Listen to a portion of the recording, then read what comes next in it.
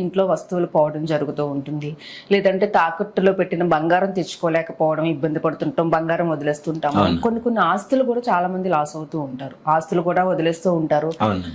కొంతమంది మనుషులు కూడా ఇంట్లో నుంచి వెళ్ళిపోయి మళ్ళీ వెనక్కి తిరిగి రారు గురుగారు. ఎట్లా మనకి ఇంట్లో పోయిన వస్తువులు కానీ, మనుషులు కానీ, బంగారం కానీ, ఆస్తులు కానీ ఏదైనా మళ్ళీ తిరిగి మనకి రావడానికి, మన అనుకున్న హక్కు మనకి రావడానికి ఏదైనా పరిహారం చెప్తారా? తప్పనిసరిగా నాన్న, శ్లోకం ఉంటుంది నాన్న.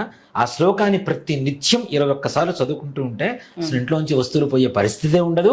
ఒకవేళ పోయినా, తాకట్టు పెట్టినా, ఇంట్లోంచి వెళ్ళిపోయిన వ్యక్తులైనా, భూములైనా, ఇళ్ళైనా, ఎలాంటి వస్తువులైనా సరే మరలా తిరిగి రావాలి అనేటువంటి సంకల్పంతో కనుక ఈ యొక్క శ్లోకాన్ని నిత్యం మనం చదువుకుంటూ ఉంటే తప్పనిసరిగా మన ఇంటికి మరలా తిరిగి రావడం తథ్యం కాక తథ్యం.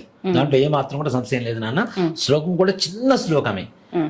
కార్తవీర్యార్జునో నామ రాజాబాహు సహస్రవాన్ నామస్మరణ మాత్రేణ హృతం లభ్యంచ నష్టతే.